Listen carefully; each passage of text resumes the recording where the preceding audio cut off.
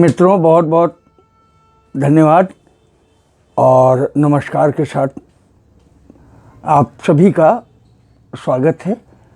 और बहुत विलम्ब से अस्वस्थता के कारण जो है बहुत विलम्ब से आपसे रूबरू हो रहा हूँ। बस याद होगा कि पहले मैंने आपसे एक विचार रखे थे कि आप अपने जीवन में, जो इंसानी जीवन है, इसमें मानसिक और शारीरिक स्वास्थ्य को कैसे कुशल और स्वस्थ रख सकते हैं। तो विचार हमने रखे थे और उसका उत्तर या ये कह लीजिए उसका समाधान क्या है, मात्र इतना है, आप इस पर सीरियसली विचार कीजिएगा, सोचिएगा, फिर बताइएगा। या तो आप सच बोलना शुरू कर दें, एक पक्ष है। दूसरा पक्ष है, या तो आप झूठ बोलना बंद कर दें। और दूसरी बात, एक तो ये एक कह सकते हैं नियमावली में एक नियम ये है। दूसरा नियम ये है कि आप अपनी आत्मा की आवाज़ सुने या अपने मन की आवाज़ सुने। तो मन चंचल होता है, वो दिग्भ्रमित करता है।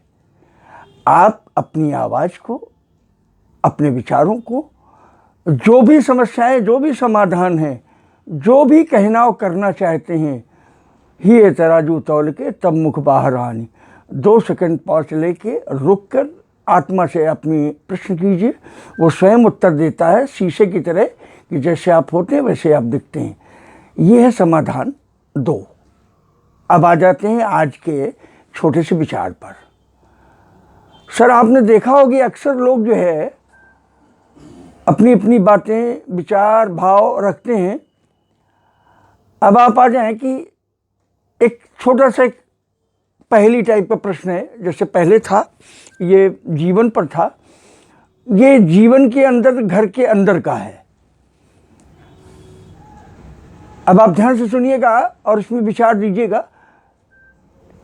कि 5 माताएं बहनें या 10 माताएं बहनों को सारी सामग्री किसी एक चीज़ को बनाने के लिए, वो घर की दाल हो, सब्जी हो, किसी टाइप का कोई आइटम हो जो बनाते हैं घर में, महिलाएं बनाती हैं, कभी कभी पुरुष भी बनाते हैं, हम लोग भी बनाते हैं। तो आप किसी पक्ष को किसी भी संख्या में 5-10 लोगों को समान मात्रा में समान सामग्री दे दें, समान समय दे दें और समान जो उसमें मिर्च मसाले पड़ते हैं वो सारे दे दें। इसमें गूढ़ प्रश्न ये है कि सारे लोगों को सारी चीज़ें बनाने में, एक ही वस्तु को बनाने में 10 व्यक्ति बनाते हैं, तो उनके सब के समय भी, ध्यान रखिएगा, सबको समय समान मिला है, सारी चीज़ें समान मिली हैं बराबर से, किसी को कुछ कम नहीं, ज़्यादा नहीं, समय नहीं, इंग्रेडिएंट नहीं, मोटा अनाज नहीं। फिर भी सबके बनाने के बाद, उसी एक मटेरियल के बनने के बाद सबके स्वाद अलग अलग क्यों होते हैं, ये बताइएगा महोदय। राम राम।